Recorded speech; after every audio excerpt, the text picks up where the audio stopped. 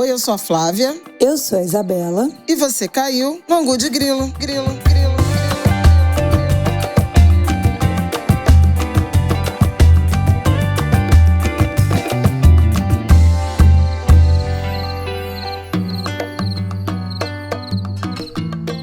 Olá, Angulers! Mais um Angu de Grilo está no ar. Boa terça-feira, falar segunda, ó. Boa terça-feira pra vocês. Episódio 193. Eu já quero me desculpar de antemão porque eu estou rouquíssima nesse dia de hoje. Já fiz meus exercícios de fono, já fiz nebulização, tentei de um tudo pra melhorar minha voz, mas vou tentar falar o mais baixo possível para conseguir chegar ao final desse episódio, porque esse episódio vai ser bloco único, hein, Flávia? Boa terça-feira. É assunto único, né? Que a gente até pode ir demarcando os temas, mas assunto único.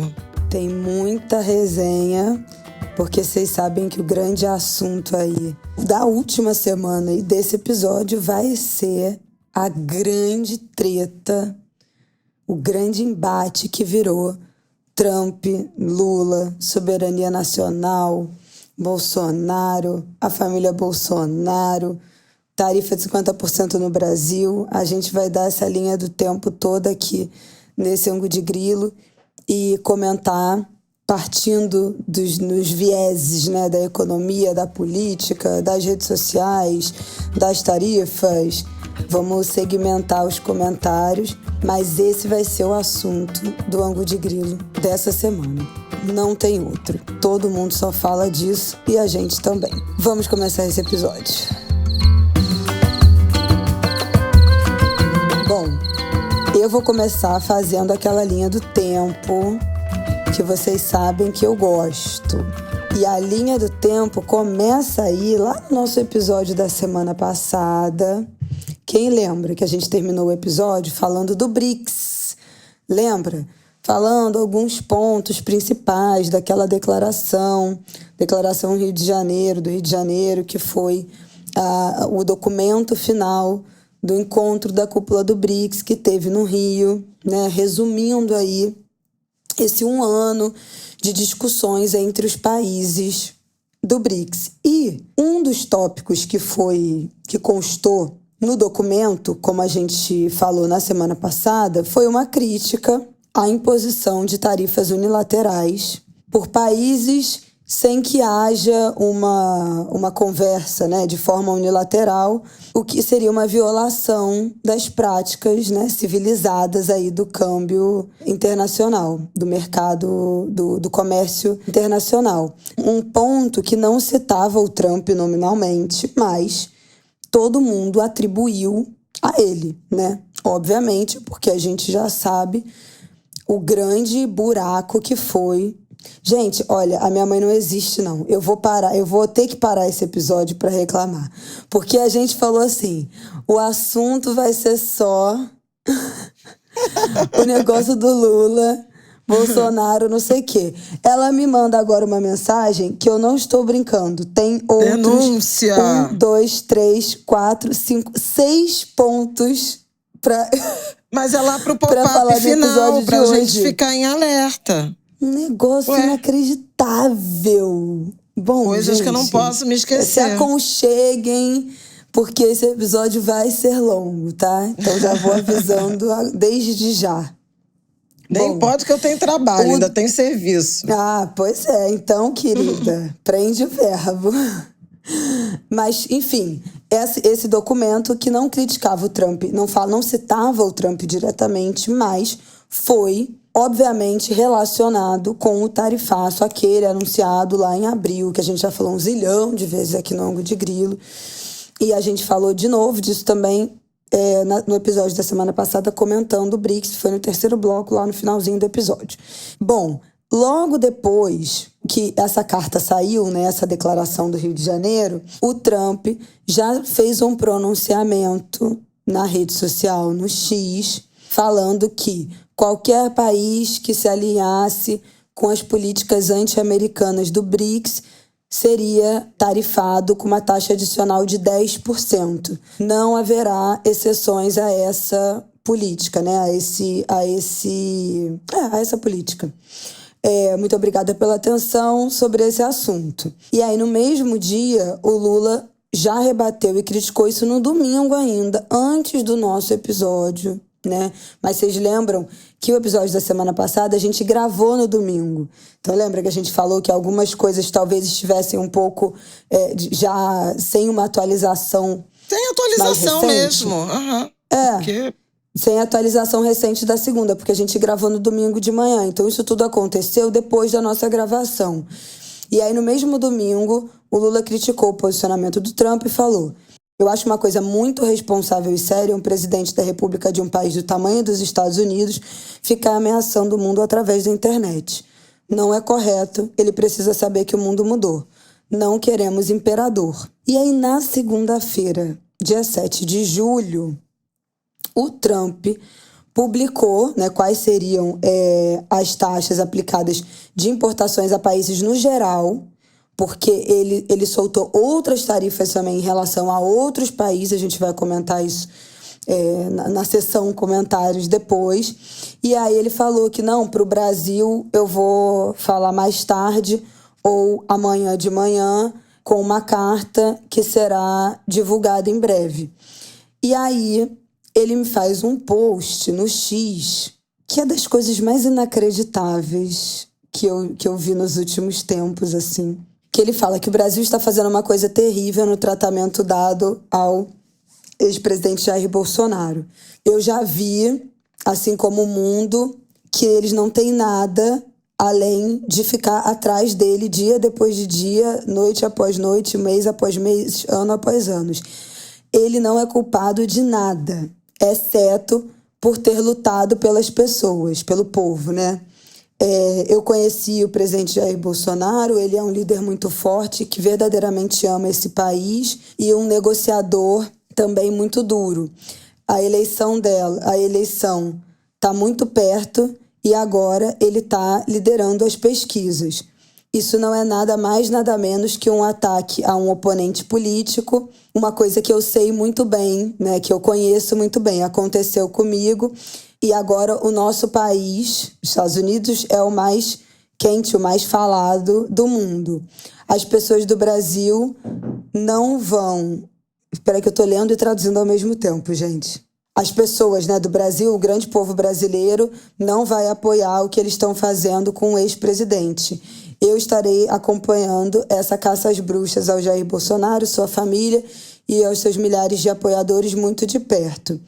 O único julgamento que deveria estar acontecendo é um julgamento feito pelos eleitores do Brasil, o que se chama, né, o que é a eleição. Deixem o Bolsonaro em paz. Gente, assim, isso por si só, né, já é das coisas mais inacreditáveis do mundo, ele falar que ele não fez nada, ele não é culpado de nada. Querido, quem é você para dizer e decretar se alguém que está sendo julgado no Brasil pelas instituições brasileiras é ou não culpado de alguma coisa? Começa por aí. Bom, naquele mesmo dia, a presidência, né, Lula já soltou uma nota oficial, né, por meio do Palácio do Planalto, e que falava que a defesa da democracia é um tema que compete aos brasileiros, somos um país soberano, não aceitamos interferência ou tutela de quem quer que seja, possuímos instituições sólidas e independentes, ninguém está acima da lei, sobretudo os que atentam contra a liberdade e o Estado de Direito. Na terça-feira, o Trump ele replicou, né, fez um outro post em defesa do Bolsonaro, falando: deixe o ex-presidente, o grande ex-presidente do Brasil em paz, caça às bruxas. E na quarta-feira anunciou, portanto, a taxação de 50% sobre os produtos vindos do Brasil, com uma carta longa. Eu não vou ler toda, porque eu acho que a esse momento, né, vocês já devem estar sabendo do conteúdo, mas vou trazer aqui uns highlights. Eu acho que o primeiro parágrafo, assim, é realmente de entrar para a história das coisas mais bizarras que o Trump já falou, que começa com: Conheci e lidei com o ex-presidente Jair Bolsonaro e o respeitei muito, assim como a maioria dos outros líderes de países. A forma como o Brasil tratou o ex-presidente Bolsonaro, um líder altamente respeitado em todo o mundo durante seu mandato, inclusive pelos Estados Unidos, é uma vergonha internacional. Esse julgamento não deveria estar acontecendo. É uma caixa às bruxas que deve acabar imediatamente. Gente, assim, bom. E aí ele fala, né, que por causa dos ataques do Brasil às eleições livres, aos direitos fundamentais de liberdade de expressão, cita o que ele chama, né, de ordens de censura secretas e ilegais às plataformas de mídia social. Então, além da perseguição ao Bolsonaro, ele atribui também essas tarifas a o que a gente também falou na semana retrasada, se eu não me engano, da nova decisão do STF sobre responsabilização das plataformas, das redes sociais. Vocês lembram que a gente tratou dessa mudança aqui, que entendia que alguns trechos do Marco Civil da internet não eram mais suficientes para dar conta da mudança que aconteceu nas redes sociais nos últimos 10 anos, né, desde quando o Marco Civil passou a valer. E aí o STF fez novas interpretações e novas ponderações sobre a responsabilização das redes sociais. E aí o Trump também cita isso para dizer que a partir de 1º de agosto cobraremos do Brasil uma tarifa de 50% sobre todo e qualquer produto enviado para os Estados Unidos, desvinculados de todas as tarifas setoriais. Bom, aí ele fala que tivemos anos para discutir nossa relação comercial com o Brasil e concluímos que devemos nos afastar da relação comercial de longa data e muito injusta. Nosso relacionamento tem estado longe de ser recíproco. O número de 50% é muito menor do que o necessário para termos condições de concorrência equitativas que devemos ter com o seu país. Não haverá tarifa se o Brasil ou empresas de seu país decidirem construir ou fabricar produtos dentro dos Estados Unidos. Farei todo o possível para obter aprovações de forma rápida. Fala do déficit comercial, que a gente já tratou várias vezes aqui no Ângulo de Grilo, que essa informação que o Trump usa para falar da balança, né, do déficit comercial, não é correta, não é verdadeira, né, porque o déficit é mais de 200 milhões, né, a mais para os Estados Unidos. E aí ele fala que essas tarifas, termina falando, né, que essas tarifas podem ser modificadas para cima ou para baixo, dependendo da nossa relação com o seu país. Um claro movimento de chantagem, né, absoluto.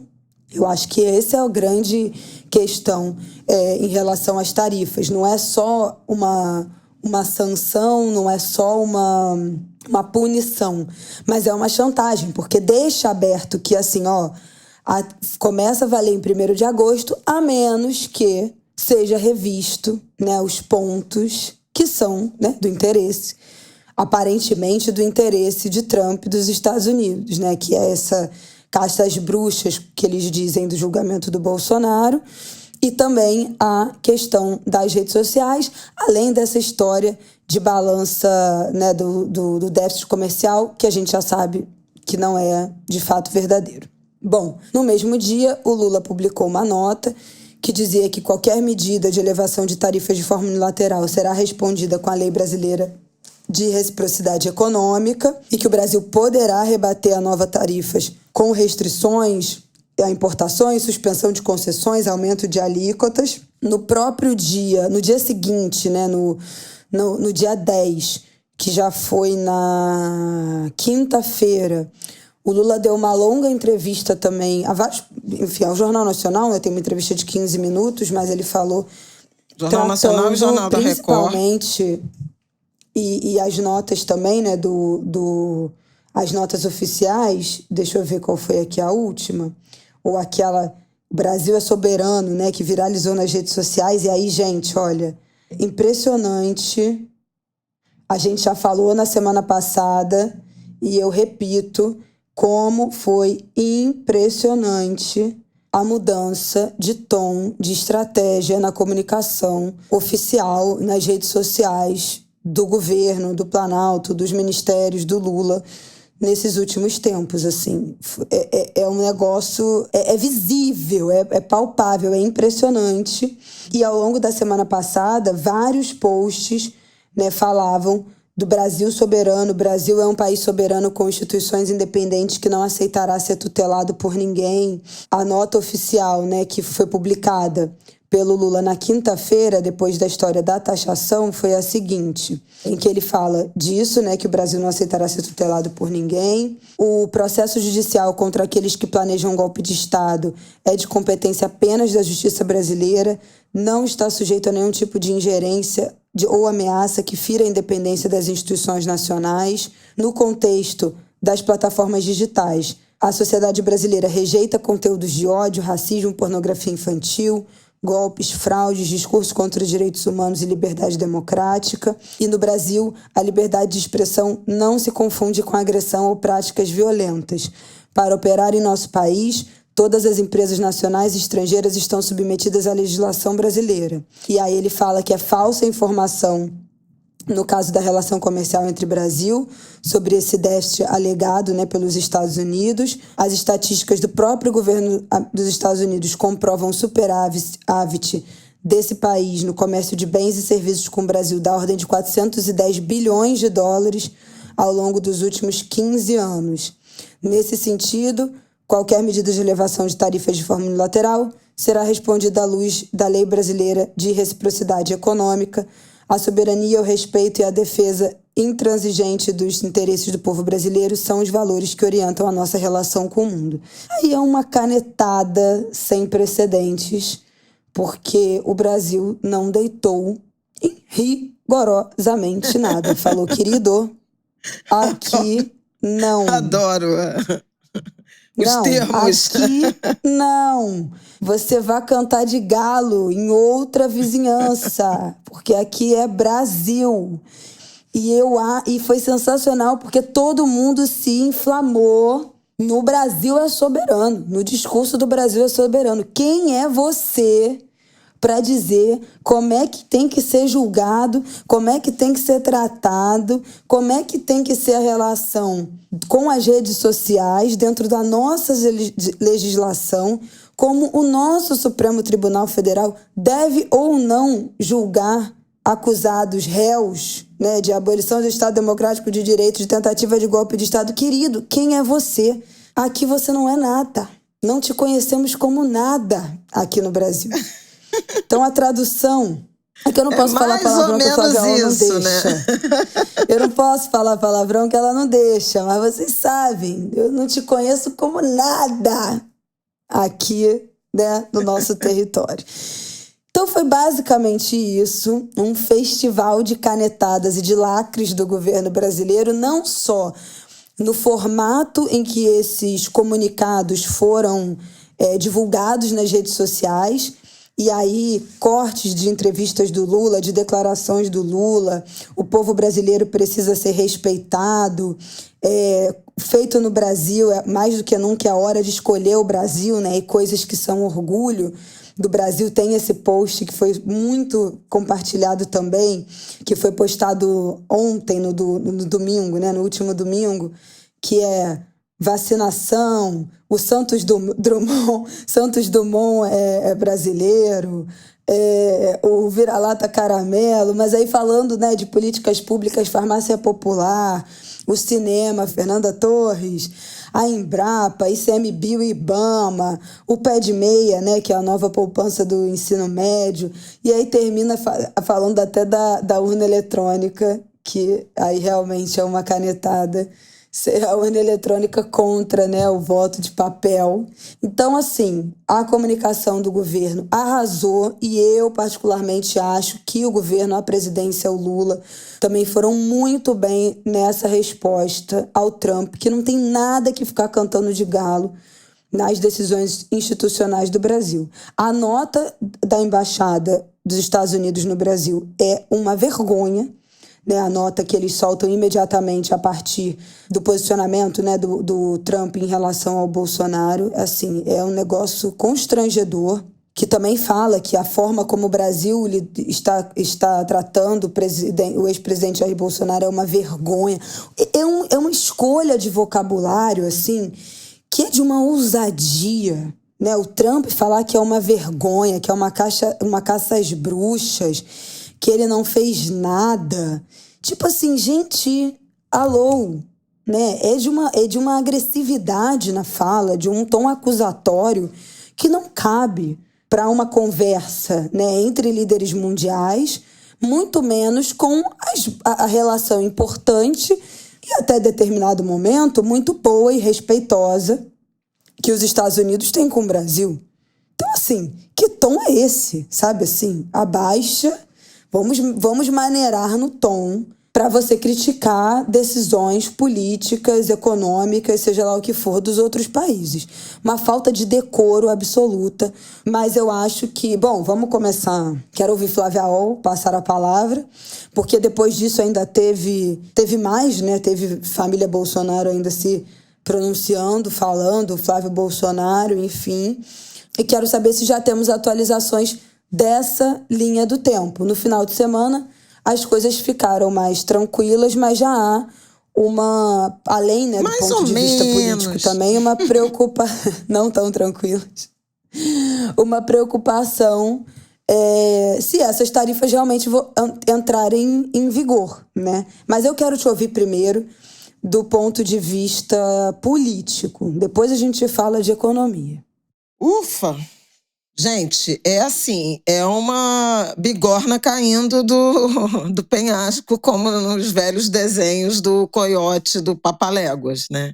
Realmente não estava no radar que os Estados Unidos entrassem de sola, né? Donald Trump, em particular, com essa intensidade, impondo. E aí é interessante, o Guga Chakra fez essa diferenciação impondo sanções, né? Não são nem tarifas, porque o tamanho da retaliação é tão grande que não dá para chamar somente de realinhamento tarifário, compensação tarifária, ajuste tarifário, e sim sanções econômicas, inclusive pelos argumentos políticos contidos naquela carta. Tem dois eixos que eu acho importante a gente começar a demarcar.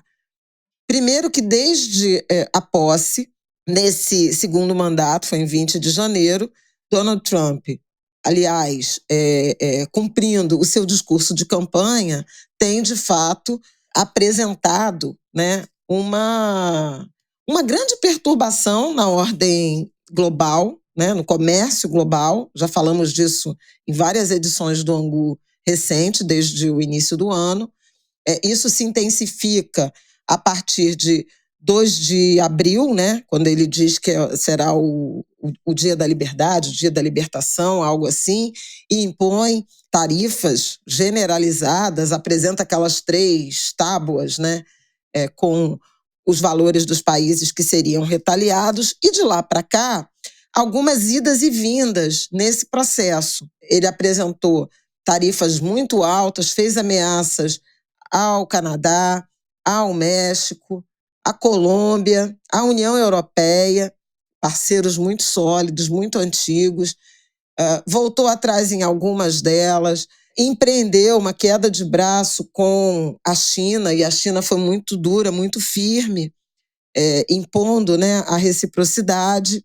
E o Brasil, até semana passada, né, até esse mês de julho, vinha sendo afetado em razão das tarifas, né, da tarifa de 10%, que foi praticamente uma tarifa generalizada, né, para todos os parceiros do mundo, e impactado pela tarifação adicional do aço, do alumínio, que alcançou inclusive outros parceiros dos Estados Unidos, como o próprio Canadá, como a Austrália. Então não tinha...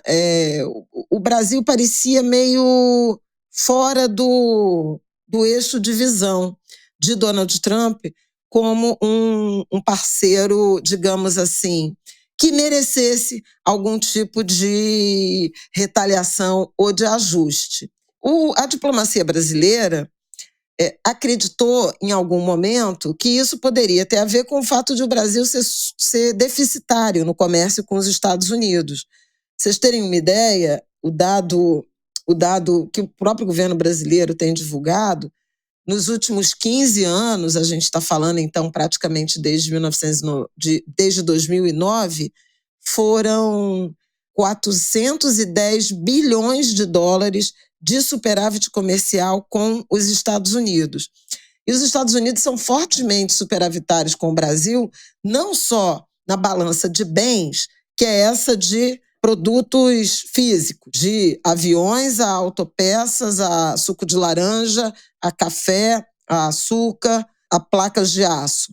Também os Estados Unidos são profundamente, e mais que o dobro, né, superavitários com a balança de serviços, que envolve transporte, por exemplo, transporte naval ou aéreo, viagens, seguros, transações financeiras e itens relacionados à propriedade intelectual, como royalties, pagamento de direitos por exemplo, exibição de filmes, audiovisual, séries, e nós somos fartamente consumidores disso, e também patentes de medicamentos, né, a área da ciência. Então, parecia que o Brasil estava meio fora dessa onda de visão, porque não se tratava de um mercado com o qual, de fato, os Estados Unidos tivessem déficit.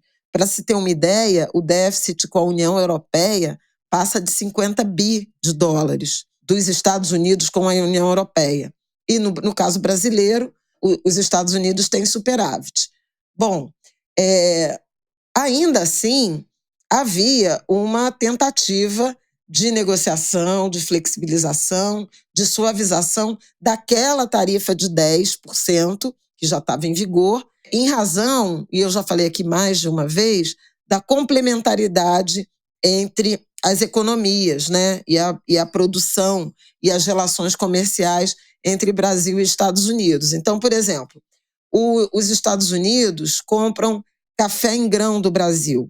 E lá ele é seco, torrado, preparado para os blends, né? Os Estados Unidos são o país que mais consome café no mundo. E 1/3 do café consumido nos Estados Unidos sai do Brasil. Por exemplo, as chapas de aço que vão para as metalúrgicas para virar produto final. Então, tem uma leitura. A própria Embraer, que manda partes, monta ou traz de lá, monta aqui, leva para lá, monta lá, traz para cá. Tem toda uma palavra da moda agora, né? Um ecossistema de relações que fazem dos dois países parceiros sólidos, consistentes. Muitas empresas brasileiras têm empresas nos Estados Unidos para complementar ciclos de produção, e é importante chamar atenção para os 200 anos de relações diplomáticas. Os Estados Unidos são o país, né, a origem da maior parte dos investimentos produtivos no Brasil. A gente tem algumas afinidades, né, de referência, inclusive, do ponto de vista cultural. Então, havia um pouco um ambiente de um certo alívio pela punição não ter, até a semana passada, vindo com a intensidade, e um ambiente de alguma negociação, embora não exatamente estreita, né? Geraldo Alckmin, vice-presidente, ministro de Desenvolvimento, Indústria e Comércio, que foi designado como o nome assim, político brasileiro de fazer essas gestões, chegou a receber autoridades americanas no Brasil, da Secretaria de Comércio, o empresariado tentando negociar. Tem uma nota que o Itamaraty fez falando das sanções lá no início de abril e dizendo que os canais de negociação, de diálogo com o empresariado estavam abertos para dar prosseguimento e conquistar as melhores condições.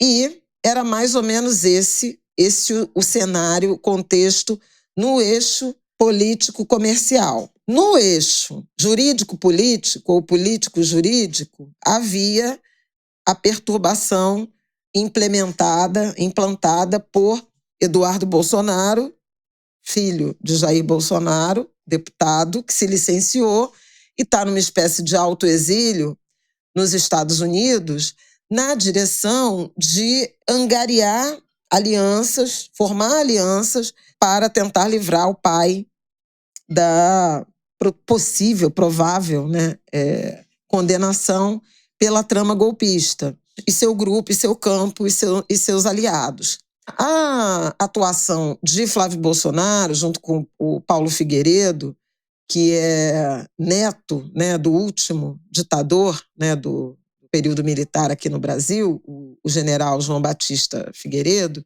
eles estavam lá se reunindo com congressistas, republicanos, dando entrevista e apresentando nos Estados Unidos uma ideia de que o Brasil é um país que está em regime de exceção, que não tem democracia, que persegue, cujo governo, ou as instituições, ou o judiciário, ou o Alexandre de Moraes em particular, perseguem adversários políticos. E isso estava indo, inclusive, produziu uma abertura de inquérito por parte do Supremo Tribunal Federal a pedido da Procuradoria-Geral da República. O que se aparentemente avizinhava a partir dessa gestão, desse empreendimento, né, de lobby contra instituições brasileiras nos Estados Unidos, era que pudesse vir alguma sanção do governo americano, das autoridades americanas, pela via individual, personalíssima. Então, é isso que se falava da morte financeira do Alexandre de Moraes, em que ele teria possíveis recursos bloqueados nos Estados Unidos, seria impedido de entrar no país, e, eventualmente, esse bloqueio pelos Estados Unidos poderia ter implicações em outros países, dependendo das relações com o mundo financeiro que ele tivesse.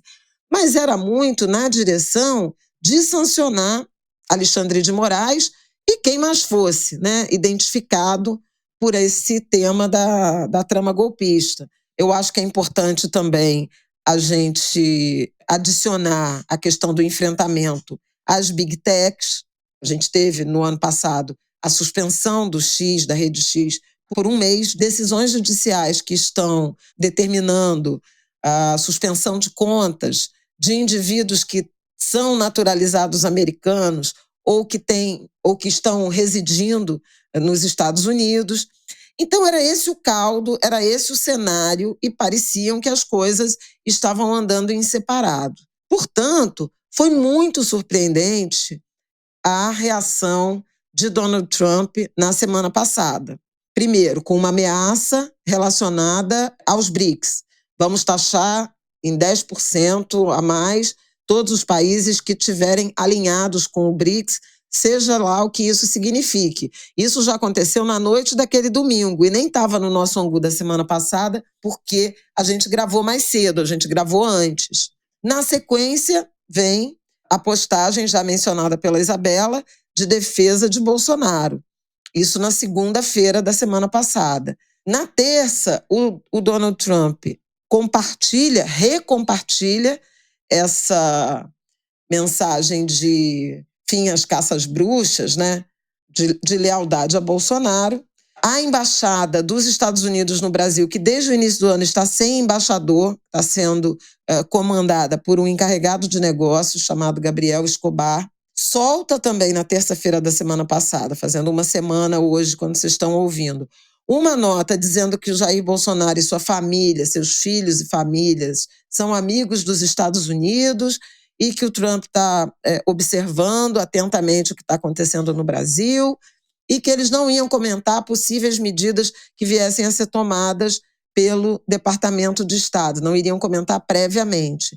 Isso provocou uma chamada, um convite, digamos assim, uma convocação desse encarregado de negócios americanos ao Itamaraty, lá em Brasília, no meio da tarde de terça-feira, para explicar que nota é essa, de onde é que saiu isso. Ele se reuniu com a secretária de Europa e Hemisfério Norte do Itamaraty, a embaixadora Maria Luísa Escorel, Malu Escorel, deu lá as explicações, nenhuma, né? Porque, enfim, uma disputa de rede social, e voltou para a embaixada. Na sequência, poucas horas depois, sai a carta de Donald Trump. Eu acho que é muito importante a gente sublinhar o quanto esse documento em si foi inapropriado do ponto de vista de relações diplomáticas e grosseiro. Inapropriado porque foi tornado público antes que a parte envolvida tivesse sido formalmente notificada. E foi por isso que o Itamaraty convocou de novo, na mesma noite de terça-feira da semana passada, o encarregado de negócios para dizer: essa carta é verdadeira? Por que não nos chegou pelos canais oficiais? E em o Escobar confirmando que era verdadeira, a embaixadora Escorel, disse para ele: então, simbolicamente, como nós não recebemos, não fomos notificados formalmente, simbolicamente eu estou te devolvendo essa carta. Não reconheço isso como um documento oficial. Afora isso, a linguagem era imprópria, intervencionista, autoritária e equivocada. São muitos, né? Muitos adjetivos, mas não tem como não enumerá-los. Era uma carta endereçada ao Lula, cujo primeiro parágrafo defendia o Jair Bolsonaro, cujo segundo parágrafo defendia as Big Techs, ameaçando, portanto, o Brasil de retaliação em razão de decisões judiciais e, portanto, nenhuma delas ao alcance da Presidência da República, do governo federal, do Executivo, do Poder Executivo, ameaçando o Brasil caso não houvesse um recuo desse conjunto de reivindicações. Na sequência, a carta de Trump fazia referência a um suposto contencioso comercial, dizendo que os Estados Unidos tinham déficit, o que é uma mentira. Já disse, vou dizer de novo, o governo tem dito, jornalistas, articulistas americanos, empresários têm dito, então não tem nenhuma novidade nisso. Foi um recorte e cole da carta que Trump tem enviado para outros parceiros comerciais anunciando elevação de tarifas. Na semana passada, foram algo entre 14 e 20, 23, 22, 23 parceiros comerciais que receberam cartas informando de elevação de tarifas a partir de 1º de agosto. Inclusive 2 parceiros BRICS. Antes do Brasil, África do Sul e Indonésia tinham sido comunicadas com a versão padrão da carta, só mudava ali qual seria a taxação e sob o argumento de déficit comercial. Mas, para o fim da semana, Canadá, México, União Europeia também foram comunicados. E no mesmo dia do Brasil, mais uma meia dúzia de países, aí não tão países relativamente pequenos do ponto de vista do comércio internacional. A carta, então, era realmente uma ofensa. E ela foi seguida por um ato político absolutamente surpreendente, que foi uma carta também distribuída à imprensa por Eduardo Bolsonaro, deputado licenciado, e Paulo Figueiredo, o neto do último ditador brasileiro, reivindicando a autoria daquele episódio. E aí eu falo mesmo reivindicando a autoria na linha do sequestro, né? Porque houve uma ameaça, houve uma chantagem, a Sandra Cohen chamou de diplomacia da chantagem. A carta de Trump é uma tentativa de coação ao Brasil, né, contra o Brasil. E os dois diziam que o que estava acontecendo era resultado da ação deles nos Estados Unidos para comprovar que o Brasil abandonou a liberdade. É bem curioso. Eu falei também na semana passada com a Marie Santini, que é da pós-graduação da Escola de Comunicação da UFRJ, Laboratório de Estudos, Pesquisas Digitais, e ela dizia o quanto esse momento chama atenção pela inversão completa, uma pirueta, né, das narrativas. O campo bolsonarista da extrema-direita reivindicando defesa da democracia e da liberdade, da institucionalidade, o que é uma mentira, mas o campo progressista reivindicando a ideia de soberania, patriotismo, que eram ideias praticamente sequestradas, né? A gente já falou várias vezes aqui sobre o sequestro dos símbolos nacionais, da bandeira, da seleção brasileira, e isso está completamente invertido. Me parece que esse campo, e eu escrevi a coluna do Jornal o Globo sobre isso, na sexta-feira, né, publicada na sexta-feira, ela subestimou esse traço da opinião pública, especialmente digital, no Brasil, que é esse nacionalismo que emerge de qualquer tipo de ataque contra pessoas, celebridades, atletas, artistas, cidades e contra o país. Só o Brasil pode falar mal do Brasil, e isso é um traço, né? A Taylor Lorenz, que é uma pesquisadora também dessa área, jornalista, foi do Washington Post, lá naquele episódio da suspensão do X, né, quase um ano atrás, ela escreveu um artigo que eu lembro que a gente compartilhou aqui no Angu, chamada A Queima da Biblioteca de Alexandria para os Fandões, em que ela chamava muita atenção para a relevância brasileira, do Brasil, nesse campo da influência digital e dessa capacidade de reação, de mobilização, de aglutinação, está se transformando, aí é um pouco o que eu penso, né, ela não usou esse termo, mas um soft power do Brasil, um elemento imaterial de uma espécie de diplomacia informal. O futebol é um soft power brasileiro, né, a seleção brasileira, a MPB é um soft power brasileiro, o carnaval, né, o samba, é um soft power brasileiro, são elementos que evocam simpatia ao Brasil fora do nosso território internacionalmente.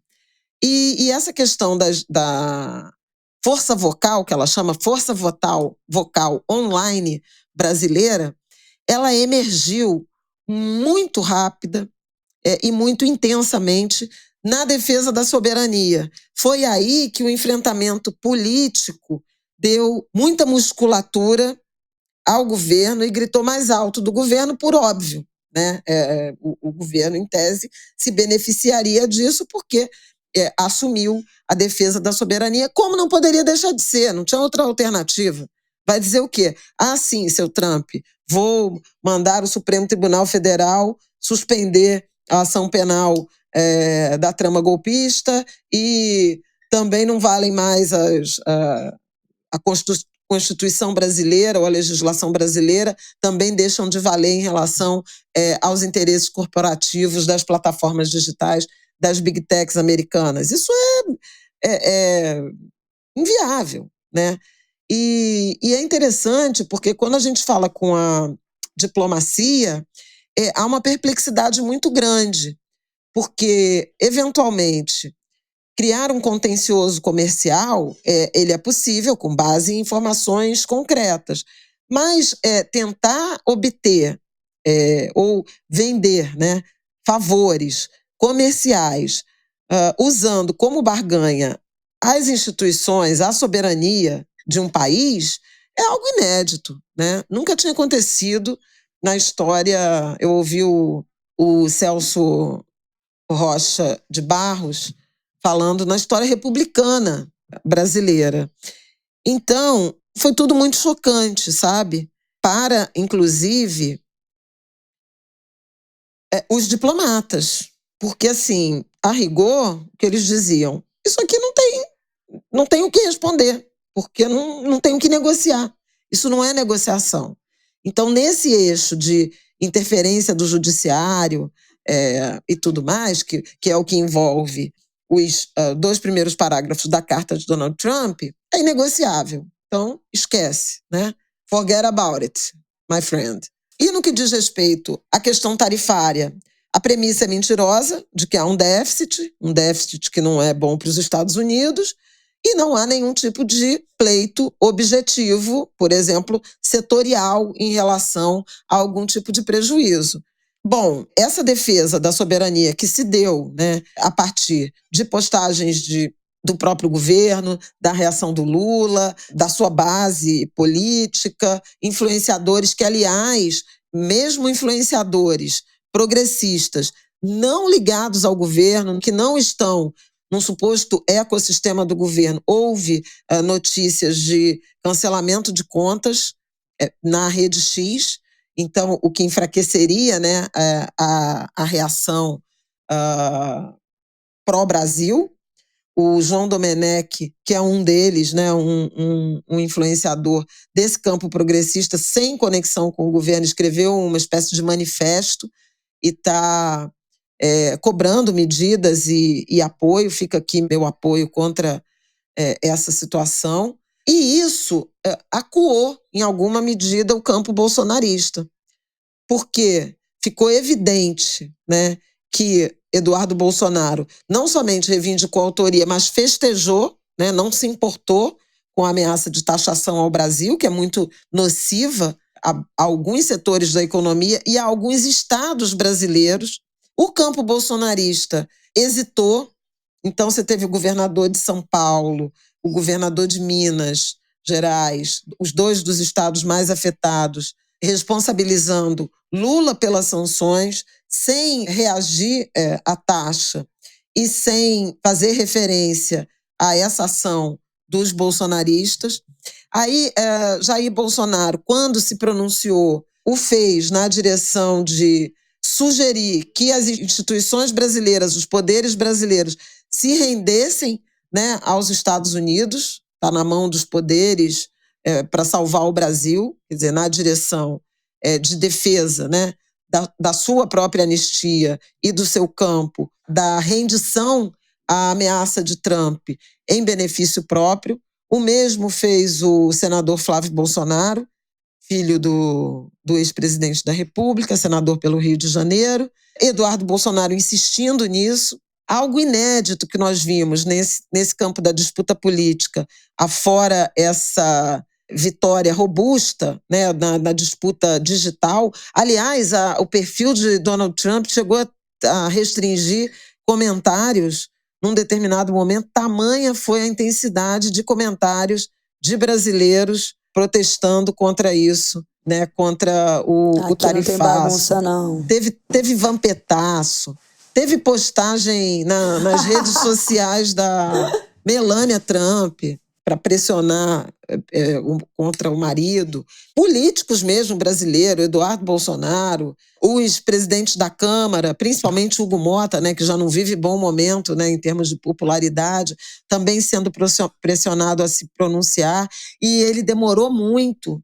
Ele e o Davi Alcolumbre, presidente do Senado, só se pronunciaram numa nota oficial considerada absolutamente insuficiente na quinta-feira, portanto, depois do anúncio da taxação. No Supremo Tribunal Federal foi o ministro Gilmar Mendes que, num primeiro momento, fez postagens fazendo defesa da institucionalidade, dizendo da trama golpista, dos ataques aos poderes, das ameaças todas sofridas.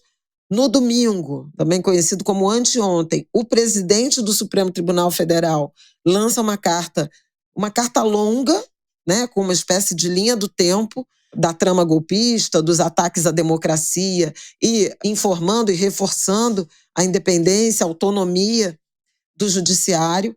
Nesta segunda, o Superior Tribunal Militar também emitiu uma carta por meio da presidente apoiando a carta do ministro Luiz Roberto Barroso, do Supremo Tribunal Federal.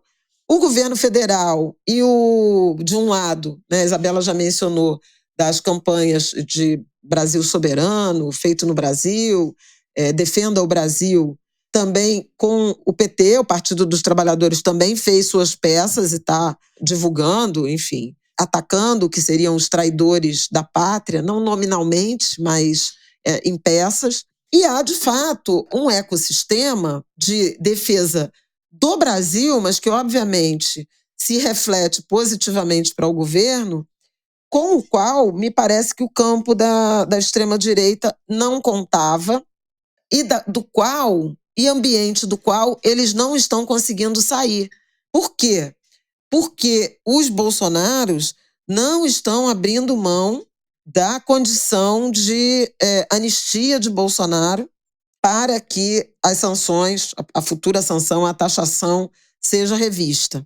E é absolutamente impressionante. como em nome de um interesse pessoal, né, de um líder político, eles sejam capazes de justificar sanções, retaliações comerciais contra o Brasil pelos Estados Unidos. E me impressiona uma história de 200 anos de relações diplomáticas estarem sob essa tensão, esse incidente ou essa crise, né, diplomática inédita.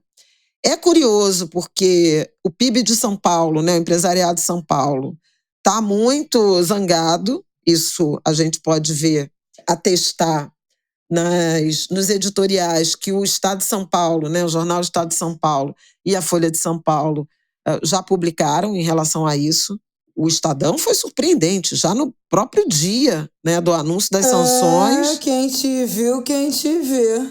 Publicou um editorial muito duro, né, reivindicando a insubordinação, né, a Donald Trump, aos Estados Unidos. O empresariado fazendo muita pressão sobre Tarcísio, que foi muito hesitante e que está muito desgastado, porque ele escolheu o lado do Bolsonaro. Numa primeira nota, ele culpou o Lula e não fez nenhum tipo de crítica ao tarifaço ou a Donald Trump. No mesmo dia, foi a Brasília, almoçou com o Bolsonaro, que foi interpretado como uma demonstração de alinhamento, e foi, efetivamente. Apareceu na embaixada dos Estados Unidos para supostamente iniciar uma negociação, que foi visto como um movimento político absolutamente débil, porque não tem mandato para isso, não tem atribuição. Essa atribuição é outro que, assim, é da diplomacia. Né? E foi super criticado no campo bolsonarista por conta dessa atitude também, porque dizendo, não, a gente não tem negociação, e o Eduardo Bolsonaro foi muito claro numa nota que publicou, não tem negociação sem anistia, não tem negociação de recuo de tarifa sem anistia a Bolsonaro. Então, assim, é um governador que aparecia, né, se apresentava como o candidato preferencial desse campo, do empresariado, né, de São Paulo, até do agro, em alguma medida, como candidato para disputar 2026 com Lula, né, Lula candidatíssimo à reeleição, e que agora está com seu projeto político um tanto perturbado, né? Romeu Zema, de Minas, também fez um movimento assemelhado, mas acabou se corrigindo, né? Atualizando a partir de também pressão do empresariado mineiro, e assim se está indo, quer dizer, um campo que agora, né, um centrão incomodado, porque ficou absolutamente impopular essa ideia de seja responsabilizar o Lula, seja justificar tarifaço americano por uma suposta ausência ou perturbação democrática no Brasil, e um judiciário que agora está imbuído de fazer valer sua autonomia, sua independência. Portanto, é uma situação muito delicada, né, do ponto de vista político, do ponto de vista das próprias negociações comerciais, da diplomacia, porque um eixo das reivindicações não tem a menor chance de serem acolhidas, né, não são acolhíveis. No campo da questão de um suposto contencioso comercial, ele está partindo de bases falsas, que seriam a existência de déficit dos Estados Unidos com o Brasil. Então, assim, o presidente Lula anunciou a formação de um grupo de trabalho com ministros, Alckmin, Itamaraty, Mauro Vieira, Haddad, técnicos, e com o empresariado para negociar caso a caso e para identificar de que forma, em essas tarifas entrando em vigor, em 1º de agosto, o Brasil será capaz de produzir alguma reação de reciprocidade sem prejuízo dos importadores brasileiros. Esse é um ponto importante. Os discursos do Lula têm sido muito na direção de ele taxa 50 lá, eu taxo 50 aqui e tal, mas não é essa equação na qual o Brasil parece que vai escolher se encaixar. é selecionar setores que possam ser taxados ou sofrer algum tipo de restrição, de modo a produzir efeito nas empresas, nos negócios, nos Estados Unidos, e não pura e simplesmente onerar importações brasileiras que, em última análise, poderiam afetar negócios, né, de empresários do Brasil e, eventualmente, produzir inflação. Ao mesmo tempo, uma tentativa, uma estratégia de sensibilizar os clientes americanos das empresas brasileiras para fazer pressão sobre o governo Trump na direção de 50% de tarifa vai inviabilizar o preço do café, do suco de laranja, vai impactar a construção civil. O Brasil também, além de aço, esses insumos, né, exporta para os Estados Unidos pedras, granitos, então afetar a construção civil, afetar a aviação regional que voa com jatos executivos, jatos da Embraer, que está sofrendo muito. Na semana passada, as ações da Embraer caíram 11% em razão disso, porque, de fato, é a grande exportadora, né, do Brasil. Os Estados Unidos são o segundo maior parceiro comercial do Brasil, pensando em países. Se a gente pensar, juntar países e blocos, são o terceiro, porque tem a China, com aproximadamente 28% das exportações brasileiras tem como destino a China. A União Europeia, que é um conjunto de países, com aproximadamente 14%, e os Estados Unidos, com aproximadamente 12%. As exportações do Brasil para os Estados Unidos, elas são importantes para o Brasil, sobretudo porque envolve produtos manufaturados. Já falei em avião, já falei em aço, próprio suco de laranja já tem um processamento. Diferentemente de, por exemplo, as exportações para a China, que envolvem muito minério, soja, óleo bruto, petróleo bruto. Para os Estados Unidos também a gente exporta petróleo bruto e importa refinados, mas o petróleo aparentemente está fora, né, desses acordos de tarifaços. Então, é um parceiro que interessa. A Confederação Nacional da Indústria divulgou em nota que 10 mil empresas brasileiras exportam para os Estados Unidos. E acho que aproximadamente, segundo a Câmara Americana de Comércio, 11 ou 12 mil empresas brasileiras importam dos Estados Unidos. Então, tem um impacto que não é desprezível, que não é trivial, na atividade empresarial, na atividade econômica, portanto, na geração de trabalho e na geração de renda. E é um pouco esse o debate que também vai sendo travado em relação a um líder ou um grupo ou um campo político que é capaz de sacrificar empresas e trabalhadores brasileiros em nome de uma anistia contra uma trama golpista que existiu, efetivamente, né? A situação está em disputa, é grave. Na semana passada, havia até no final de semana passada, uma espécie de pensamento mágico, dizendo que o Trump sempre ameaça, mas na hora H ele prorroga o prazo, faz outros acenos. Aconteceu com a China, aconteceu com a União Europeia, fez com o Canadá e com o México. É verdade, mas em nenhum desses países Donald Trump impôs uma condicionalidade que estava fora da diplomacia, fora do contexto das relações comerciais. O que ele quer é uma anistia para um aliado político e uma flexibilização total do regramento constitucional em benefício das big techs, né, das plataformas digitais. Não é razoável.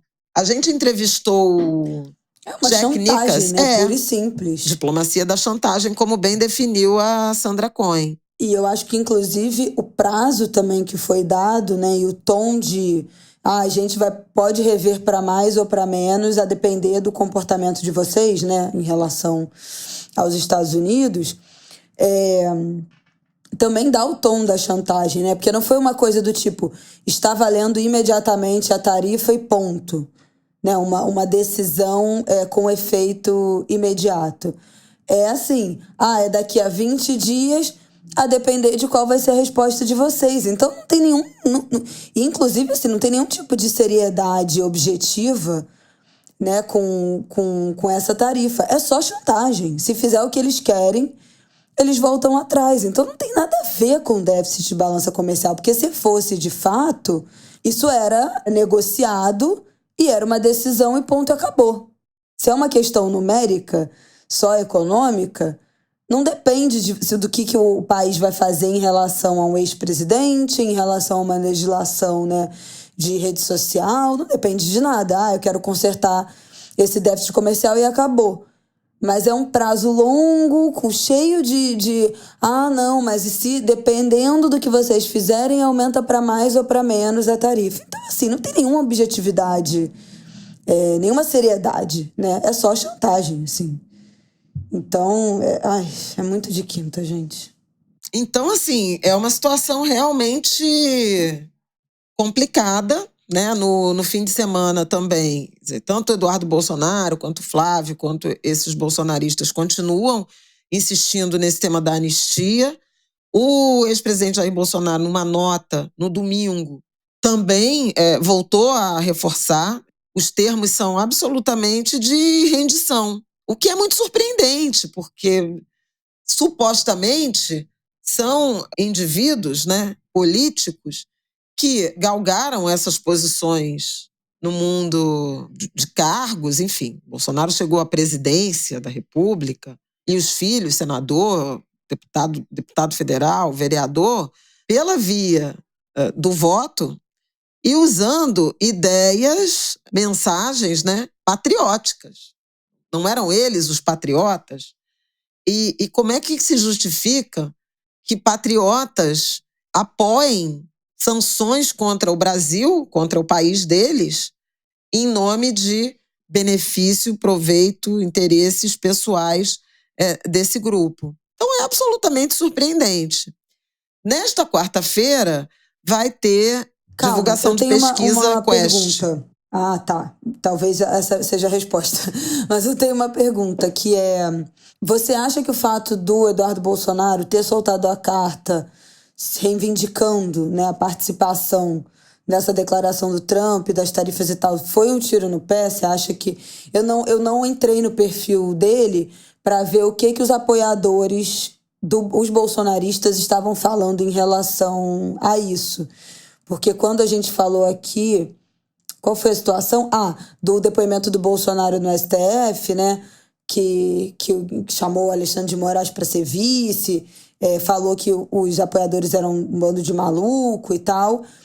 Teve uma reação contrária imediata nas redes dos apoiadores.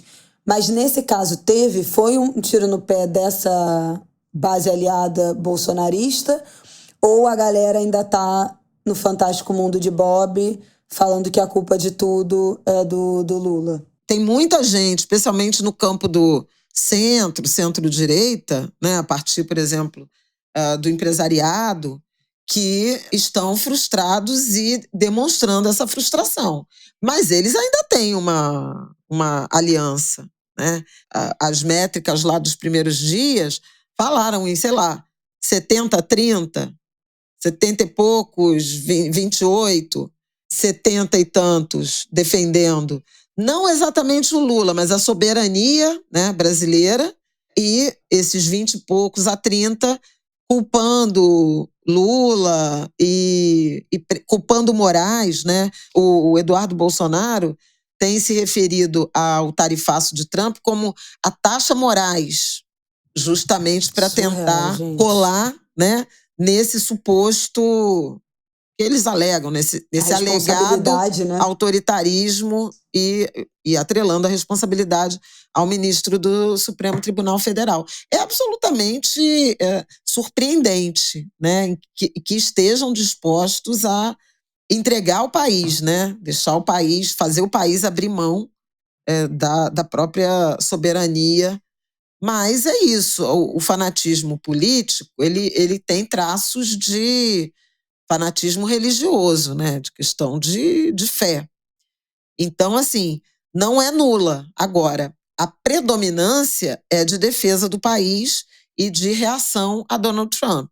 E, nesse sentido, o governo voltou para o jogo, né? A gente já tinha falado sobre isso no caso do IOF, que era, né, que evoluiu para o debate sobre justiça tributária, né, e que fez, de fato, o Congresso se abalar, né? E agora é mais uma evidência disso. É outra demonstração de engajamento, né, a uma agenda ou a uma atitude, a uma ação de interesse do país. Aí tem vários pesquisadores que chamam atenção para o fato de que as tentativas até aqui de interferência de Donald Trump em questões soberanas de parceiros comerciais, de parceiros nas relações diplomáticas, na geopolítica nos Estados Unidos, têm prejudicado o campo alinhado ao trumpismo, né? O campo da extrema-direita. Aí você tem a popularidade da presidente mexicana Cláudia Sheinbaum aumentando em razão desse enfrentamento. Você tem o Partido Conservador, eu acho que esse é o nome, do Canadá, tendo perdido as eleições que pareciam ganhas, porque a população acabou se aglutinando em torno do antigo governo e na eleição, que foi já nesse início de ano, elegeu o candidato governista em resposta a Donald Trump. Na Austrália, algo parecido. Você teve até uma recuperação de popularidade do Emmanuel Macron, que tem defendido soberania e União Europeia. Nesse fim de semana, a própria Ursula von der Leyen, da presidente da Comissão Europeia, também se manifestou em relação à persistência de negociação com Donald Trump e a não se render, né, em alguma medida, aos Estados Unidos. A União Europeia anunciou um acordo com a Indonésia, um acordo de comércio. Então, assim, você vê um ambiente, uma ordem mundial muito perturbada, né? Trump está ameaçando também a Rússia e parceiros da Rússia por conta da guerra contra a Ucrânia. Você vê uma ordem global de comércio, já tinha falado isso, mas repito, é absolutamente perturbada com essas ações unilaterais do presidente dos Estados Unidos. Ele parece realmente querer elevar custo, né, de transações internacionais, de importações pelos Estados Unidos, para, em alguma medida, atrair empresas para os Estados Unidos. Ele diz isso, né, a era de ouro seria a migração de empresas que produzem no exterior para o território americano, de modo a aumentar a geração de trabalho e renda. Só que isso, como ideia, como senso comum, parece óbvio, inteligente, lógico, mas não é assim. Por exemplo, estavam falando do caso do café. Não tem como os Estados Unidos produzirem a quantidade de café que eles consomem, por exemplo, porque não tem território e não tem clima, né? Não tem como. Os Estados Unidos passaram a depender muito do suco de laranja brasileiro por sucessivas quebras de safra na Califórnia, que era grande produtora.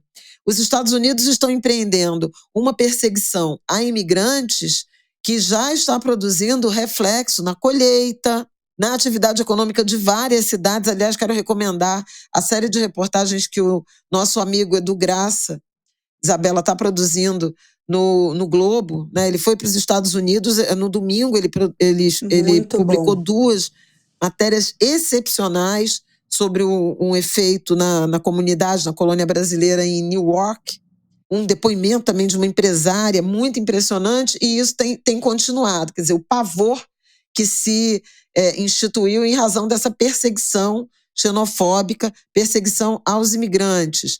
O Donald Trump está ameaçando de novo o Canadá, o Canadá de um lado e o México de outro, por conta da questão da entrada de fentanil, né? A dependência química dos opioides nos Estados Unidos, que é também um problema gravíssimo de saúde pública. Então, assim, não é factível. Você consegue algum efeito localizado em setores em que os Estados Unidos podem ser mais competitivos, atrair uma abertura ou outra de fábrica, por exemplo, de montadora. Mas esses processos levam tempo. E 2, enquanto isso, né, o que pode estar acontecendo com a ordem do comércio global? O que pode estar acontecendo são os países parceiros que viam nos Estados Unidos uma solidez de relacionamento, buscando novos parceiros comerciais, diversificando a pauta. Aliás, as consequências em relação ao Brasil, elas só não serão mais dramáticas ou ainda mais dramáticas porque a dependência do Brasil das exportações para os Estados Unidos veio se reduzindo ao longo das últimas 2 décadas. No ano 2000, os Estados Unidos representavam aproximadamente 25% das exportações brasileiras, hoje representam 12%. A China cresceu, né, demais proporcionalmente. Já representa, ela caminha para 30%, o que também não é exatamente a melhor notícia. Ideal é o Brasil estar o mais diversificado possível, e viagens recentes do Lula, discursos, encontros, sugerem que o Itamaraty tem feito esse tipo de movimento. Lula foi ao Japão assinar acordos de comércio, de aproximação, foi ao Vietnã, fez isso, falou disso na CELAC, que é o grupo de países latino-americanos, foi ao Mercosul, a Argentina, assumiu a presidência do Mercosul, e lá tinha sido anunciado um acordo de livre comércio com países europeus fora da União Europeia, Suíça, Noruega, Liechtenstein e um outro que agora eu não estou me lembrando, mas para, por exemplo, a exportação do cacau brasileiro, o que pode também ajudar esse setor especificamente. Aí a gente está falando do Pará e da Bahia. Enfim, a tentativa, né, o esforço para finalmente fechar o acordo de livre comércio entre Mercosul e União Europeia nesse contexto. Então, uma União Europeia interessada também nisso, e a importância relativa dos Estados Unidos em razão dessa ação de Donald Trump se perdendo, né, diminuindo no mundo. Agora, os Estados Unidos são grandes demais, e qualquer movimento que eles façam, a gente já falou isso antes e repete aqui, impacta muito, né?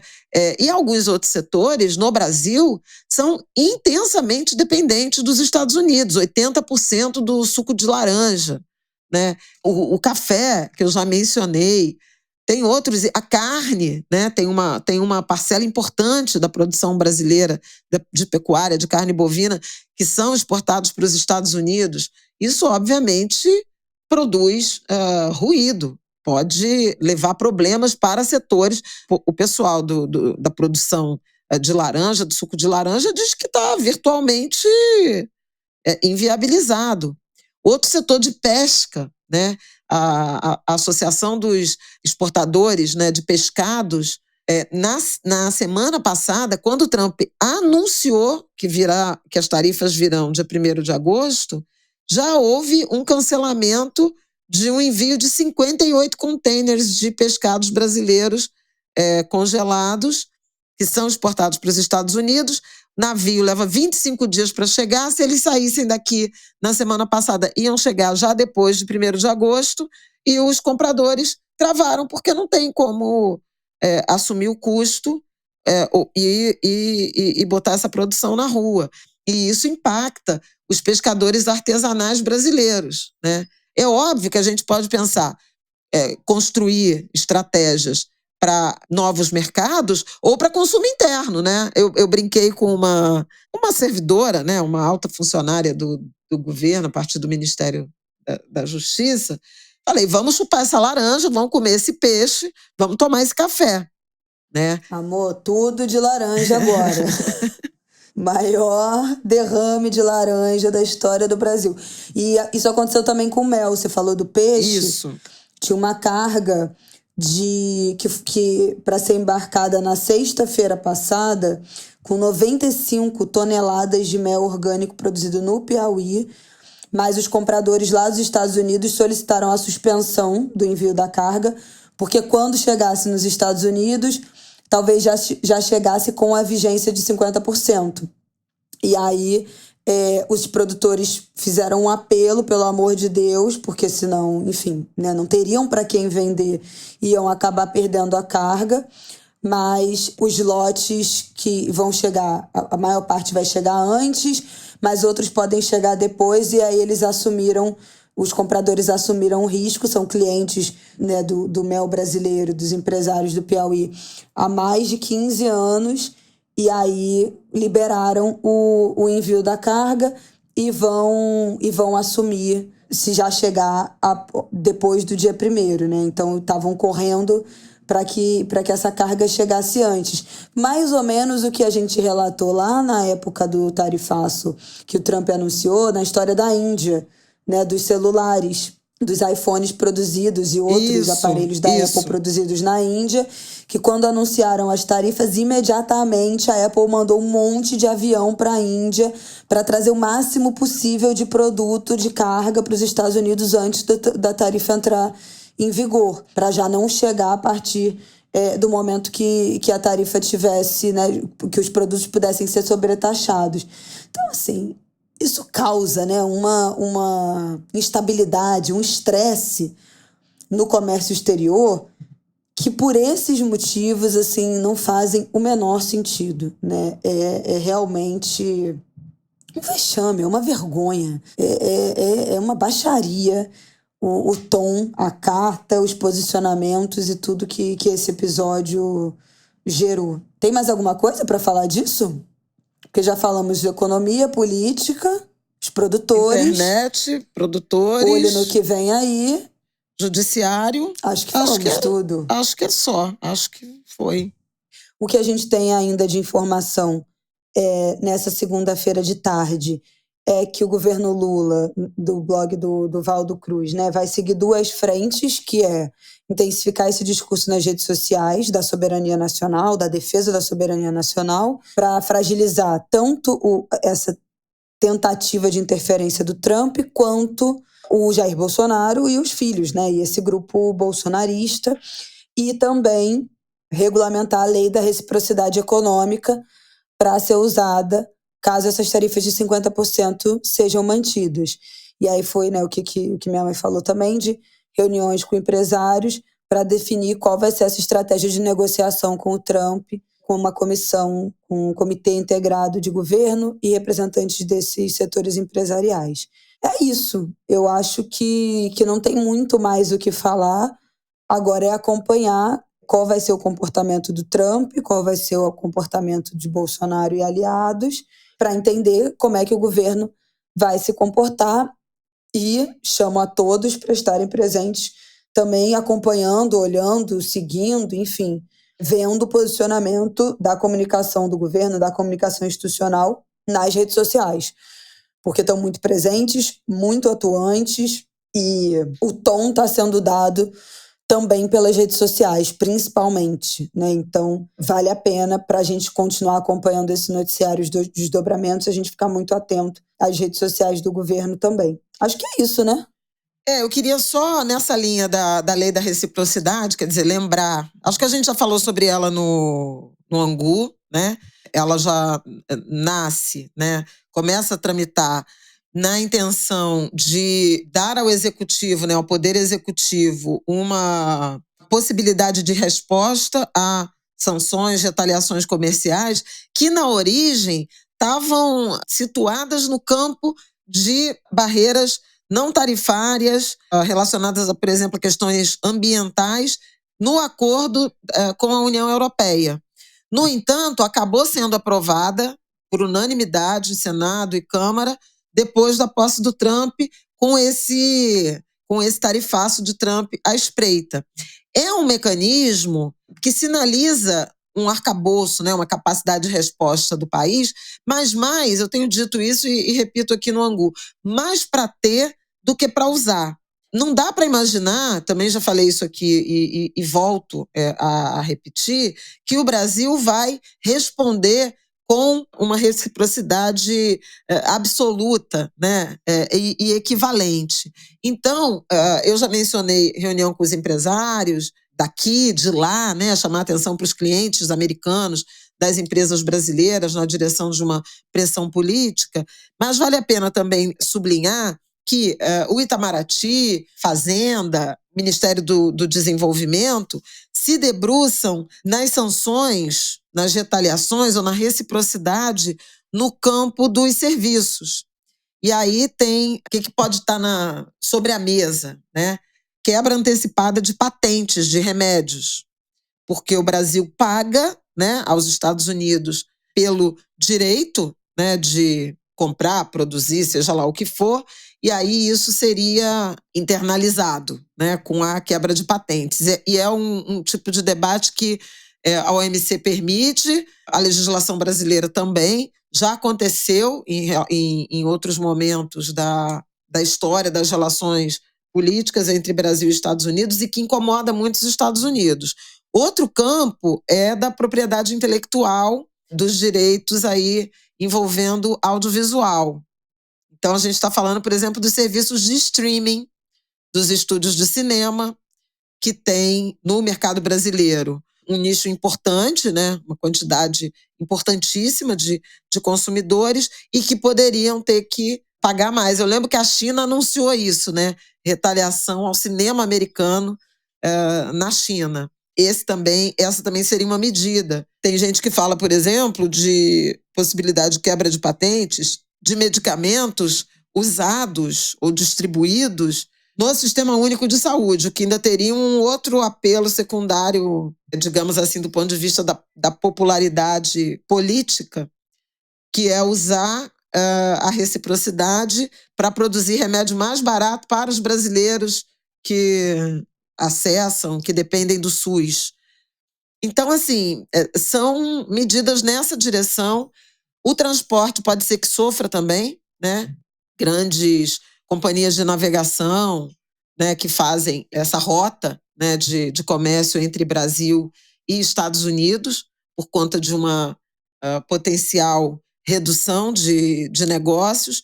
Então, assim, está tudo sobre a mesa. A briga não envolve só o Brasil, mas o Brasil foi muito penalizado nesse movimento do Trump, e é a contagem regressiva em relação a uma queda de braço que envolve a ideia de soberania, a independência, a autonomia dos poderes e interesses econômicos de empresas brasileiras, sobretudo sediadas em São Paulo, Minas Gerais, Rio de Janeiro também não está fora, Espírito Santo também não está fora, mas é curioso que 3 dos estados que são governados por bolsonaristas, né, São Paulo, Rio e Minas, estejam entre os que serão mais prejudicados, e esse enfrentamento envolvendo o interesse particular do ex-presidente e do seu campo. É isso, gente. Acho que falamos tudo. Óbvio que a gente vai seguir acompanhando os desdobramentos aí dessa semana.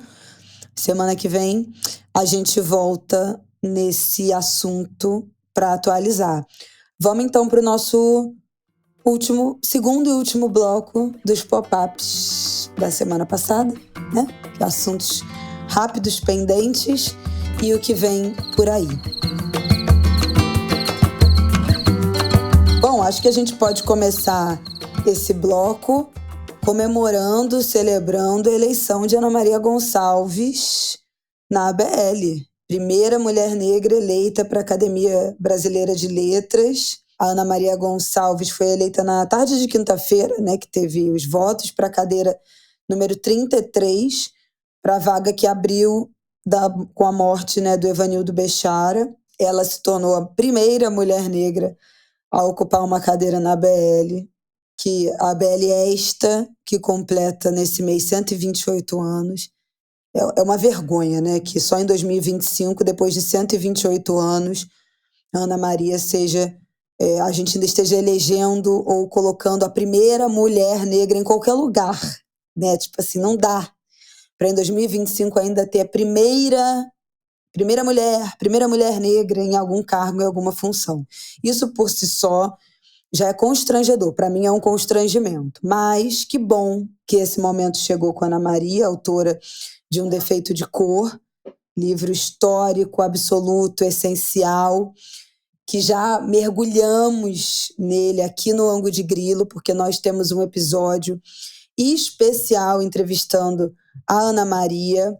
Eu vou pegar aqui o número do episódio, porque foi quando saiu a edição comemorativa, episódio 150 do Angu de Grilo, episódio especial de 3 anos do Angu. Portanto, né, já estamos chegando quase no dobro. Mas foi quando saiu a edição nova, especial, de Um Defeito de Cor, Era com comemoração ilustrações e capa da Rosana Paulino. Rosana Paulino, exatamente. Foi a edição quando o Defeito de Cor completou 16 anos, que a gente até brincava que era, né, os Odus, né, é verdade. esse panteão. E antecedeu a inauguração da exposição Um Defeito de Cor, né, primeiro no Rio e que depois viajou. A gente falou muito nisso.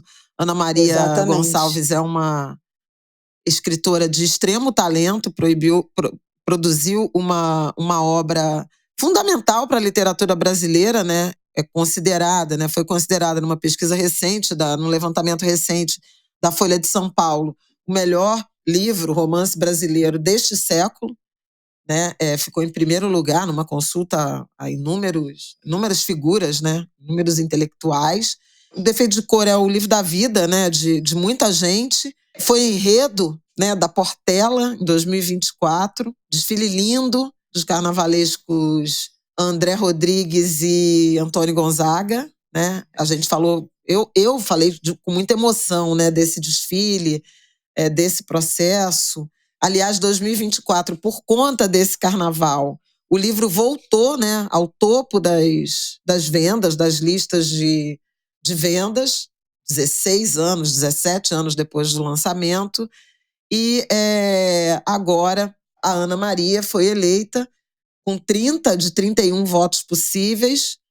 A escritora de origem indígena, Eliane Potiguara, teve 1 voto. Teremos, então, a primeira mulher negra na Academia Brasileira de Letras, Ana Maria, aos 54 anos. Então, uma trajetória que vai ser muito longa, né? Eu achei muito bonito que naquela recepção que ela fez, né, participou de resultado eleitoral, ela estava usando seus fios de conta, ela é uma mulher de axé, uma mulher de Xangô, e foi bonito, assim, também essa demonstração, porque não é só um corpo preto, né, não é só uma mulher negra, é uma mulher negra identificada com a religiosidade, com a cultura, com visão de mundo, né, de matriz africana, e autora de um épico afrocentrado. Poderia ser uma escritora negra, não necessariamente imbuída, né, desse tema racial. Então, festejo a chegada da Ana na ABL, mas, assim, é preciso, não seria eu, se eu não fizesse esse desagravo, né, à Conceição Evaristo. Porque esse processo de reivindicação de mais diversidade na ABL, ele praticamente ganha corpo, se materializa com a eleição da Conceição Evaristo, minha amiga, minha mestra, minha referência, em 2018, na vaga que foi de Nelson Pereira dos Santos e que, naquela ocasião, foi vencida por Cacá Diegues. Conceição teve 1 voto. É curioso como nesse intervalo de tempo, né? Conceição teve 1 voto e agora a Ana Maria não teve 1 voto. Nesse ato temporal, a academia se dobrou à necessidade de diversidade, né? Algumas mulheres entraram, tivemos a Ailton Krenak, o primeiro indígena, né, da academia, e nós já tivemos a Heloísa Teixeira, a Lília Schwartz, a Miriam, né, Miriam Leitão, o Gilberto Gil, a dona Fernanda Montenegro. Então, foram acenos da ABL à diversidade, em que pese o fato de a nossa Conceição não ter sido incorporada, né, aos quadros da ABL, e nós sabemos que poderia ter sido. Então, assim, vida longa a Ana Maria na ABL, que mais mulheres negras, mais pessoas diversas, né, possam integrar essa instituição fundada pelo grande escritor brasileiro negro, Machado de Assis, mas está anotado que a Conceição não está lá. E é difícil justificar a ausência na Academia Brasileira de Letras de uma escritora do tamanho da Conceição, do tamanho da obra que ela produziu, romances, conto, poesia, e com uma contribuição do ponto de vista da produção literária e até de outros saberes, de outras ciências, a partir da contribuição teórica, né, da formatação do conceito de escrevivência, hoje usado na arquitetura, usado na enfermagem. A gente que acompanha, por exemplo, a fundação da Casa Escrevivência, sabe a quantidade de material, produção acadêmica que usa esse conceito de escrevivência em sua produção de pensamento, de conteúdo. Então é isso. Meu beijo para a Ana Maria Gonçalves, meu beijo para Conceição Evaristo, minha amiga, minha mestra, minha referência. Contando os segundos para essa foto delas reunidas na ABL. Bom, vamos... Me fala o que mais você quer falar, Flávia, que você botou um monte de coisa aqui na sua lista de assuntos que não estavam na nossa pauta inicial. PGR, golpe, conciliação do IOF, tem umas coisas de agenda, Arthur né? Lira, pelo amor de Deus. Eu quero mandar um beijo, agradecer. 15 segundos para você tratar desses assuntos. Eu quero mandar um beijo para todo mundo que foi tão carinhosa no Congresso da Abrage, 20º Congresso da Abrage. Eu estive em São Paulo. E muitas angulers, estudantes, angulers, meninas, mandar um beijo para todo mundo, foi muito legal. Também. Isabela foi super citada, reivindicada lá. Gente, obrigada. Também encontrei angulers ontem no Renascença, no Samba da Volta. Imagina. Homenageando a Almir Neto. Então, eu encontrei a Bárbara que a gente encontrou. Eu encontrei a Bárbara, que é de Minas Gerais, no MASP, na exposição do Van Gogh, do Claude Monet, a ecologia de Monet. Gente, é uma maravilha. Por favor, estando em São Paulo, não percam uma curadoria absolutamente original sobre o meio ambiente na obra de Monet, que a gente acompanha muito, né? Pelos jardins, pelas paisagens, pelas ninféias, pelos montes de feno. E é muito interessante como essa curadoria selecionou não apenas essa transição de um campo idílico, mas o processo de industrialização, o turismo crescendo a partir da burguesia. Então, os cenários que eram de paisagens praticamente sem pessoas, se enchendo de pessoas, da atividade turística chegando, e a instalação das fábricas e as chaminés já soltando fumaça e o trem passando. Olha, de uma beleza essa exposição, e aviso que a exposição que eu já tinha indicado aqui do Andy Warhol foi prorrogada. Então, estando em São Paulo, super recomendo. Não sei se eu vou conseguir ver, mas eu vi que foi prorrogada, gente. Mais uma chance, viu? Todo mundo que foi falou que é maravilhoso. Pois é. O Museu do Amanhã inaugura a exposição de Cláudia Andujar e Seu Universo, uma fotógrafa maravilhosa. Quem foi em Inhotim conhece o trabalho dela. Exatamente. Vai estar aqui no Museu do Amanhã. Eu não vou ficar mais falando, senão eu não vou parar mais, tá? Mas eu quero convidar, lembrar que esse fim de semana, 18, 19 e 20, tem Agroserra, lá em Secretário. Evento lindo. Uma feira, um festival com empreendedores locais, com música, com roda de conversa, com roda de culinária, com encontros sobre produção agrícola, de café a vinho. É super bacana o evento. Quem estiver pelas regiões de Petrópolis, Itaipava, até Teresópolis, quiser dar uma passada, vale muito a pena. Convido todo mundo. Canta Djavan é o álbum em que vários talentos da música brasileira cantam a obra desse maravilhoso Djavan. Meu genro que me indicou, já ouviu, já está apaixonado, e eu já estou botando também na roda. Na agenda política, o Procurador-Geral da República deve apresentar suas instruções finais sobre a ação penal do golpe.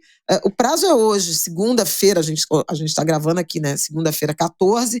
Então, ao longo da semana, isso certamente vai repercutir, inclusive à luz dessa pressão americana. Nesta terça, 15, é a tal sessão de conciliação que o ministro Alexandre de Moraes marcou entre Legislativo e Executivo, envolvendo a treta do decreto do IOF.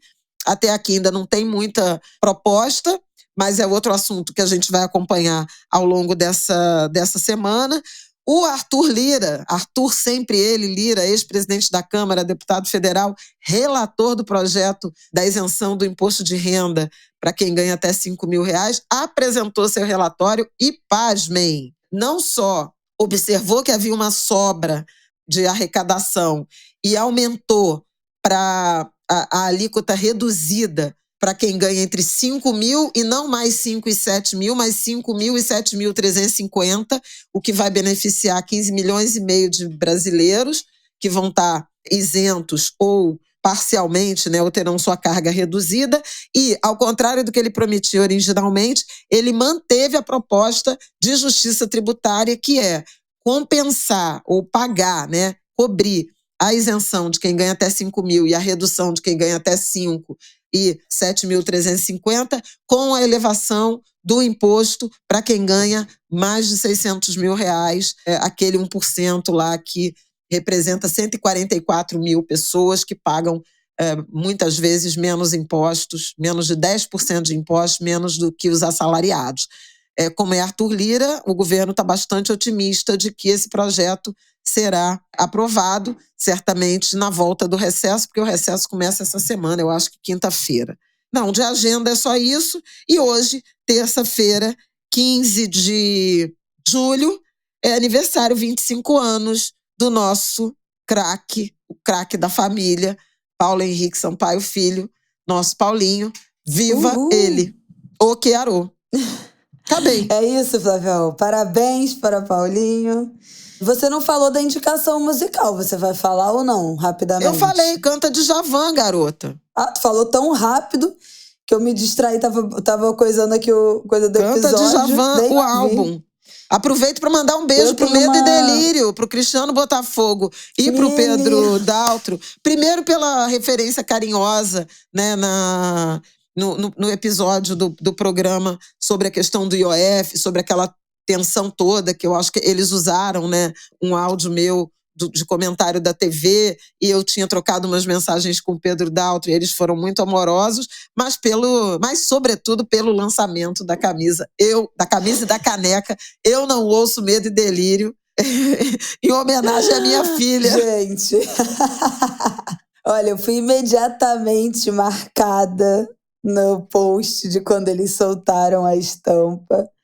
Para mim é uma honra ser lembrada e minha frase ter virado vírgula do Medo e Delírio, daquelas coisas que a gente pode botar no currículo e ter virado camisa. Eu estou aguardando a minha, que eu quero a minha, eu mereço a minha, mas adorei, gente. Vocês sabem, como já se popularizou a minha vírgula, que eu não ouço Medo e Delírio, mas divulgar, referenciar e espalhar a palavra do Medo e Delírio, eu espalho, eu divulgo sempre, porque eles fazem um trabalho incrível de curadoria, de edição, tanto um trabalho técnico quanto de conteúdo jornalístico, de apuração, de roteiro, que é, assim, impecável, um dos podcasts mais inovadores que a gente tem na nossa podosfera brasileira em termos de formato, de linguagem própria, de criação de comunidade, né, entre os ouvintes. Então, eu sou muito fã do trabalho deles. Divulgo sempre, citamos sempre aqui no Angu. Sou rodeada de pessoas que falam em códigos, né? Minha mãe, Dona Rafael, Matheus, meu cunhado, todo mundo só fala na linguagem das vírgulas do Medo e Delírio. Até o Martin. Até o Martin já repete as vírgulas do Medo e Delírio, é verdade.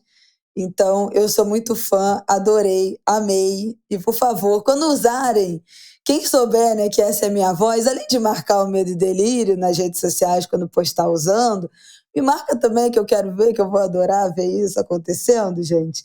Eu tenho uma outra indicação para fazer muito rapidamente de música, que é o single Dilema, do Rico da Laçã, que é um cantor, um artista, um jovem negro, LGBT, que eu adoro, que Rafael adora, que a gente adora. Lançou um single na semana passada, que já está fazendo sucesso aqui em casa. O Martin já amou, já está dançando, já está cantando o trecho, a música inteira. Então, quem não conhece o Rico da Laçã, eu acho que vale ouvir. Ele é ótimo, a música dele é incrível e acho que sempre vale a recomendação, especialmente agora com um single novo, que chama Dilema. Se vocês procurarem aí em qualquer plataforma de streaming, vai estar lá em primeiro, né, na página dele, porque tá fresquinho aí, saído do forno também. É isso, né, gente? Né, Flávia? Acabamos? Encerramos? É isso, acho que sim.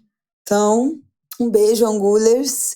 Muito obrigada por ter ouvido até aqui. Na semana que vem a gente está de volta e eu já vou adiantando para vocês a seguinte informação e também informando a Flávia Ol, que no dia 29 de julho, portanto daqui a 2 semanas, não teremos episódio do Angu de Grilo. Atenção, 29 de julho não teremos episódio do Angu de Grilo. Eu estarei viajando de férias, de carro, no fuso e inviável. Flávia Ol estará com o Martin, porque ele não vai. Então, se tornou inviável. Como este é uma produção familiar, então o Angu de Grilo se adequa também à nossa agenda familiar. Portanto, no dia 29 não vai ter episódio, mas na terça que vem vai ter. Então, 22, próximo episódio, tudo certo. 29, não teremos episódio, tá bom? É isso, gente. Um beijo. Até semana que vem. Até!